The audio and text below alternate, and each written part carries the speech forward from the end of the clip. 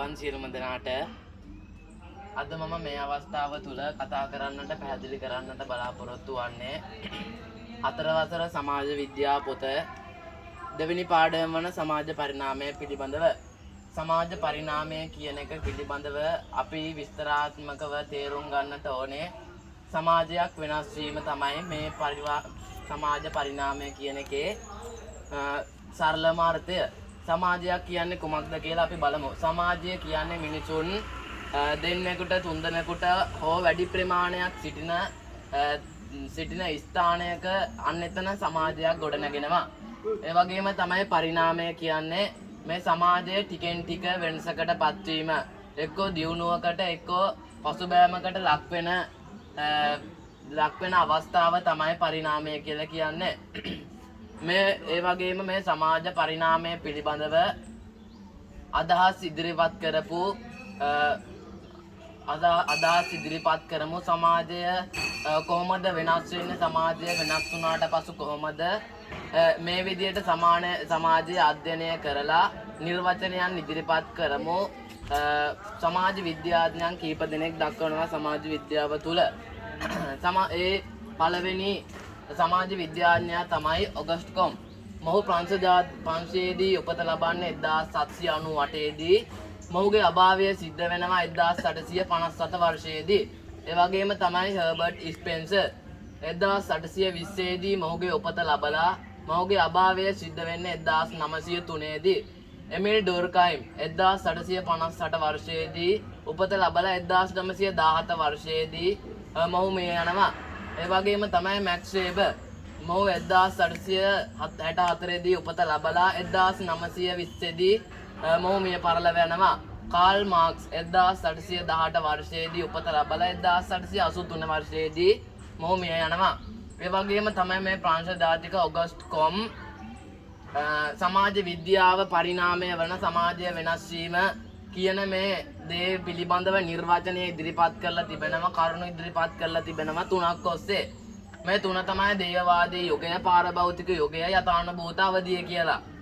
මේ දේවවාදී යුග මේ අවධි තුනෙන් මේ ඔගස්ට් කොම් පැහැදිලි කරන්නට බලාපොරොත්තු වුණේ මේ දේවවාදී යුගයේ තිබුණ මිනිසුන් අතර දෙවියන් මේ ලෝකයේ සියල්ලක්ම දෙවියන්ගේ නිර්මාණයක් කියන අදහස. ඊට පස්සේ මේ දේවවාදී යුගයේ තියෙන මේ අදහස පාරභෞතික කියන යුගයේදී ඒක ක්‍රමයෙන් නැති වෙනවා. පාරභෞතික ක්‍රමයට යුගයට එද්දී මේ පාරභෞතික යුගයට එද්දී මේ දේවවාදී අදහස් වලින් මිදෙන ගමන් පාරභෞතික යුගයත් වෙනස් වෙනකොට යථානුභූත අවධියට එනවා. මේ යථානුභූත අවධියේදී තාක්ෂණය පිළිබඳව දැනුම මත ක්‍රියා කරන කාලයක් තමයි ඒක. මේ දෙවියන්ගෙන් දෙවියෝ මේ ලෝකේ නිර්මාණය කරපු යන අදහස නැති වෙලා තාක්ෂණය මතත් මිනිසාගේ දැනුම මතත් මේ සමාජය පවතිනවා. මෙන්න මේ කාරණාවන් තුල පිළිබඳව තමයි ඔගස්ට් කොම් නැතොත් ප්‍රංශ ජාතික ඔගස්ට් කොම් කියන මේ සමාජ විද්‍යාඥයා විස්තරාත්මකව පැහැදිලි කරන්නේ.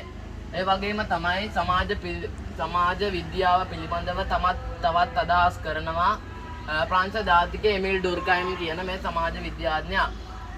මේ සමාජ විද්‍යාඥයා අදහස් කරනවා කරුණු දෙකක් ඔස්සේ. ඓන්ද්‍රීය ඒකාබද්ධතාව සහ යාන්ත්‍රික ඒකාබද්ධතාව කියලා මේ කරුණු දෙකකින් සමාජ පරිණාමය සිද්ධ වෙන එක සමාජ පරිණාමය වෙන එක පිළිබඳව අදහස් දක්වනවා. මේ එමිල් ඩුර්කයිම් ඓන්ද්‍රීය ඒකාබද්ධතාවත් සහ යාන්ත්‍රික ඒකාබද්ධතාවත් යන මේ සංකල්ප පැහැදිලි කරන්නේ මොහු නූතන සමාජයේ ලක්ෂණ පැහැදිලි කළේ ඓන්ද්‍රීය ඒකාබද්ධතාව යනුවෙන්. ඒ කියන්නේ නූතනයේදී දියුණු සමාජයක් තියෙන කාලයේදී ලක්ෂණ පැහැදිලි කරන්නට මේ එමිල් ඩුර්කයිම් නැමැති මේ සමාජ විද්‍යාඥයා තෝරගෙන තියෙන ඓන්ද්‍රීය ඒකාබද්ධතාව. මේ පැරණි සමාජයේ සිට නවීන සමාජය දක්වා දියුණුව කියන එක තමයි සරල අර්ථය වෙන්නේ. මේ එමිල් ඩුර්කයිම් නිර්වචනය කරපු මේ කරුණු දෙකෙන්. ඒ වගේම තමයි ඊළඟ සමාජ විද්‍යාඥයා තමයි හර්බර්ට් ස්පෙන්සර්. මේ හර්බර්ට් ස්පෙන්සර් නැමැති සමාජ විද්‍යාඥයා පිළිබඳව මේ සමාජ විද්‍යාඥයාත් නිර්වචනයන් දෙකක් අදහස් කරනවා. මේ රණකාමී අවධිය සහ කාර්මික අවධිය කියන මේ අවධි දෙක. ඒ කියන්නේ මේ හර්බර්ට් ස්පෙන්සර් පෙන්වා දෙන්නේ පරිණාමය සංකල්පය දෙකක් ඔස්සේ තහවුරු වන බව. සමාජ පරිණාමය තුළින් ප්‍රාථමික අවධියක සිට නූතන අවධිය දක්වා වෙනස් වූ ආකාරය පිළිබඳව තමයි මේ හර්බර්ට් ස්පෙන්සර් නැමැති සමාජ විද්‍යාඥයා පැහැදිලි කරන්නට යෙදෙන්නේ. ඒ වගේම තමයි ඊළඟ සමාජ විද්‍යාඥයා තමයි මතවාදයන් ඉදිරිපත් කළ මැක්ස් වෙබර්. මේ මැක්ස් වෙබර් නැමැති සමාජ විද්‍යාඥයාත් කාරණාවන් තුනක් පිළිබඳව තමයි මේ නිර්වචනය යොදන්නේ. ඒ තමයි සාම්ප්‍රදායික ආධිපත්‍ය සහ අනුශාසනාත්මක ආධිපත්‍ය සහ නෛතික ආධිපත්‍ය. මේ සමාජයක සාම්ප්‍රදායික තත්වයක සිට දියුණුව ධනවාදී ක්‍රමයක් කරා වර්ධනය වන ආකාරය මේ ආධිපත්‍ය සංකල්පය උපයෝගය කරගෙන තමයි යදන්නේ. ඒ කියන්නේ සාම්ප්‍රදායික අවධියක තිබිච්ච සාම්ප්‍රදායික දේවල් අනුශාසනාත්මක අවධිය වෙද්දී වෙනස් වෙනවා. මෙන්න මේ දෙක අතර සිද්ධ වෙන කරුණුන් මැක්ස් වෙබර් අපිට ඉදිරිපත් කරනවා මේ නෛතික ආධිපත්‍ය කියන දේෙන් තමයි පැහැදිලි කරන්නේ.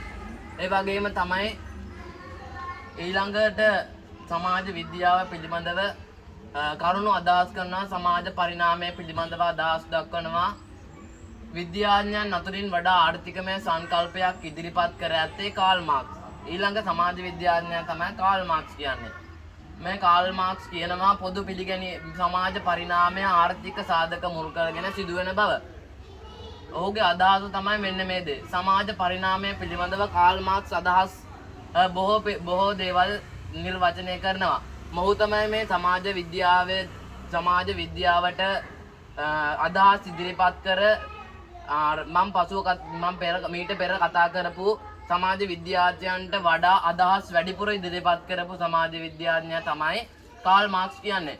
මොහු සමාජ පරිණාමය පිළිබඳව බොහෝ දේවල් නිර්වචනය කළ තිබෙනවා. මේ සමාජ විද්‍යා පරිණාමය ක්‍රමයන් 5ක් යටතේ විස්තර කරනවා. පළවෙනි එක තමයි පූර්ව කොමියුනිස්ට් සමාජය. දෙවෙනි එක තමයි වහල් යුගය. තුන්වෙනි එක තමයි වැඩවසන් සමාජය. හතරවෙනි එක තමයි ධනවාදී අවධිය. පස්වෙනි එක තමයි සමාජවාදී අවධිය. මේ හැම එකකින්ම මේ එක පළවෙනි කරුණට අයත් වෙනවා තුන බැගින්. මේ මගේ උදාහරණ තුල ඒව නැති වුණත් සමාජ විද්‍යාව පොත අධ්‍යයනය කරත් මේට වඩා සමාජ පොත අධ්‍යයනය කරන විට මේ උදාහරණත් ඇතුළත්ව අපිට දැනුමක් ලබා ගන්නට පුළුවන්.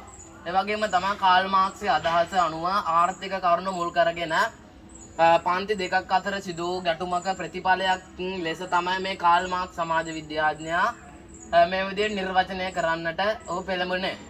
ඒ වගේම තමයි මේ සමාජ පරිණාමය පිළිබඳව අදහස් ඉදිරිපත් කළ මේ සමාජ විද්‍යාඥයාට අපි සමාජ පරිණාමය පිළිබඳව දැනුම ලබා ගැනීම සඳහා සමාජය තුළ පවතින මේ වෙනස් වීම කියන කාරණා පිළිබඳව අදහස් දැක්වූ නිර්වචනයන් පැහැදිලි කරලා අපිට පරිණාමය කියන දේ ගැන පොඩි හරි අවබෝධයක් ලබා දෙන මේ වගේ සමාජ විද්‍යාඥයන්ට අපගේ ස්තුතිය ප්‍රකාශ කරමින් මගේ මේ සමාජ පරිණාමය කියන පාඩම නිමාවට පත් කරනවා. සියලුම දෙනාට තෙරුවන් සරණයි.